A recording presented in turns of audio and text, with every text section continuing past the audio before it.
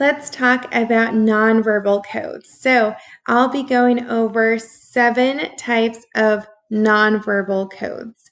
So, let's get into it. The first one I want to go over is kinesics. So, this is bodily movement.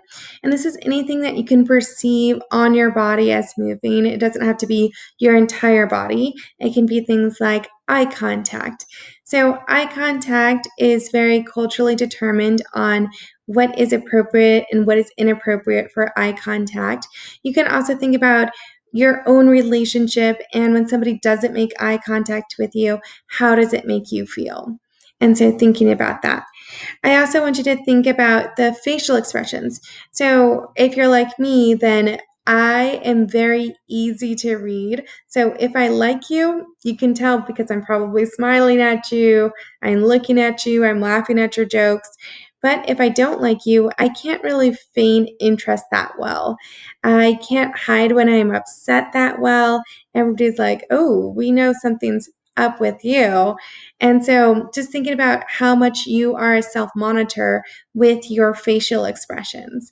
So this can be something for you to think about. And also, this is something that people often think about when they have something like resting bitch face.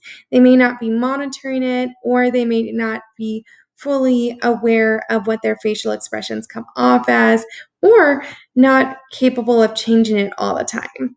So sometimes the lines on our face just make it seem like we're less happy than others when in fact we actually are perfectly content at that moment. You might also have gestures that you make with your body. So, moving around, how much you gestate. So, this can also be very culturally bound. So, thinking about how much it's normal for you to move and how much you kind of stop yourself and kind of just make minimum movements. So, those kind of gestures can also make a difference. Also, posture can make a difference. So, when we're interested in people, we tend to lean forward and kind of into them. And when we are disinterested, we kind of look away. We even point our body certain ways. So if we're interested in someone, we tend to point our knees and face our body ever so slightly towards the people that we like and away from the people that we dislike. We also might have open and closed ended gestures that we want to think about. And so some of those closed gestures might be crossing your arms. Sometimes we're cold and we don't even realize that we might be closing people off more, seeming less approachable. So, this is something to think about. When you're talking to somebody at a party, trying to make these open gestures or stand with your hands on the side or drink off to the side, so not having physical barriers. You'll notice that Oprah, when she used to interview people, she would try to have the least amount of barriers between her and the other person because she deemed that it actually created openness between people. And so thinking about that. So, what are the gestures that you can do and the posture that you can do to show you're interested in somebody? Also, just posturing. Sometimes we think about it as power posturing.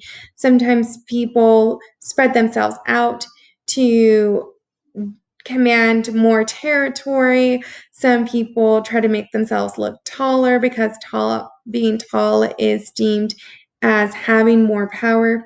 And so these are all things that you might want to think about for your own life and what are the kinesics that you use. The next one that I want to go over is vocalics. So it has a lot to it as well. With your voice, you actually are deeming a lot. So it's funny that this actually falls into nonverbal communication because it is a verbal kind of action because we're using our voice, but it's not what symbols we're making that people have deemed to be words. It's how we emphasize those words with our voice. And so this can be things like the pitch of your voice, it can be the tone of your voice, it could be the speed or rate. So all of these are things for you to think about. So when you're thinking about it, do people with deep sounding voices sound more attractive to you? Do they sound more competent? People with higher voices, how do they sound to you? I also want you to think about the rate. A lot of times when we want to show excitement, we tend to speed up our rate and talk really fast, and then people are like, whoa, so, oh, down, what are you so excited about? Or are you nervous? What's really happening? So when you take a breath, you speak a little bit at a lower rate, then people might think that you're less interested. Maybe you're losing your thoughts. Maybe you're deciding what to say. So even those hems and haws and everything, all of those still go into these nonverbal gestures. So something to think about. All right, another one is haptics. So this is how you use touch in your relationships. And so you can think about appropriate and inappropriate touch, of course. In some cultures, it is very interesting to think about what's appropriate and what's inappropriate that we might not deem inappropriate. And so, depending on what culture you come from. So, for instance, touching the top of a kid's head might feel very common for some people, and other people that feels very demeaning, or like you're touching where their soul or aura is. And so, thinking about even what's safe touch to you.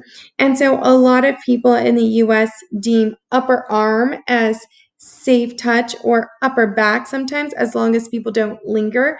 So even just duration of touch can deem a lot, and location of touch.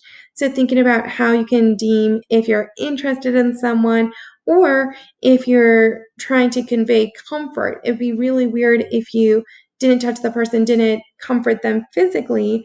It might feel very weird to you, or it might feel very weird to them if you didn't do that and you stood very far away and never reached or got closer, you never hugged them. Or it might say a sign of professionalism. So as a teacher, we can't necessarily give hugs even if a student is crying. And so this is something for us to think about, is what's deemed professional or unprofessional in your own workplace for touch, and what is the human need, and what is the way of varying your relationships based on touch. Okay, so proxemics, this is another one that is very interesting. It's deemed by distance. So we have different social distance, intimate distance, and sexual distance that you can think about. They also talk about violence in this. And so just thinking about how close you sit next to certain people. We also just subconsciously sit closer to people that we're the most comfortable with. Even if you think about animals, a lot of dogs, you can think about how they do that lean against you. That's because they see you as part of their pack and they're including you. And a lot of packs sleep side by side, and that's why they want to be very close to you. The same thing, we're pack animals as humans as well. And so we tend to want to be closer and protected by being closer to the people that we think can bring us safety or comfort.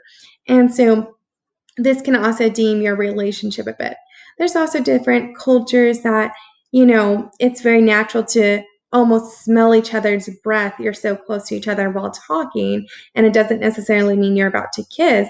It just means that you're talking with somebody.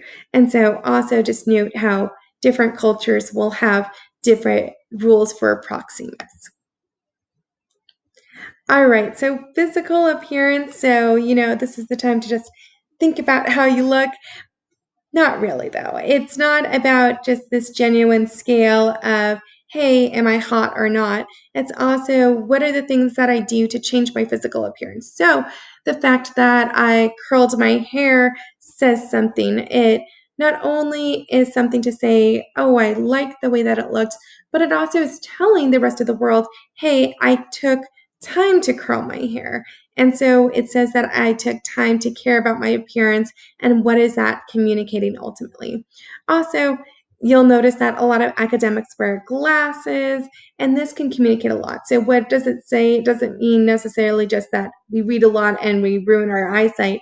It also means that we choose glasses over contacts. And why might that be? So it might deem more professionalism, it might be affordability, all of these kind of things. You're always communicating through your physical appearance. So how much effort do you put in? Do you do makeup? Do you brush your hair? Do you brush your teeth? All of those kind of things are all about the physical appearance that is ultimately communicating something to those around you and something you can change somewhat. We all know about pretty privilege and that people that are more attractive tend to get ahead more in life and have more of that halo effect to think about other terms in communication. You can also think about different phobias like fat phobia and how we can have more body positivity or body neutrality, actually. And so thinking about these things in our lives. We also want to think about artifacts. Now, when you're thinking about artifacts, you might think of a museum, but actually you're carrying artifacts with you all the time. So some of the artifacts might be how you design your home space. It might be what you bring with you to a class. So for instance, if I bring a briefcase, that's a different artifact than if I brought a backpack. Now, since I'm a younger professor, that might be one reason that I tend to carry more of a professional looking bag so then I'm not mistaken as a student. And so these different artifacts communicate different things. So, what does your home space say about you? Is it warm and comforting? Is your bedroom for sleep? Is it to, you know, um, make it more sexual? All of these kind of things of what kind of setting are you building through the artifacts that you've created. So colors can be part of that, but also just the physical things that you're thinking about. All right, and the last one is environment. So this one is something that I want you to think about is the environment that you're around all the time. So it doesn't necessarily have to be nature. It can also be just how are your classrooms set up? How is there the physical space and environment actually set up? So not just the artifacts that are within it, but also do you have to maneuver around things? There's a reason that most of your classrooms all have the chairs facing the front teacher section, right? It has a desk, it has a whiteboard, and that's where all the chairs are facing. And that's actually because wherever we face is where we put the most attention.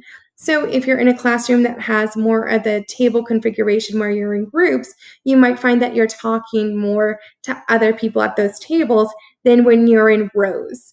And that's part of how the environment actually constructs your communication. And so there's many different instances of this, and I want you to think about it in your own life and how you construct your own environment and how your environment around you is constructed for you in particular ways.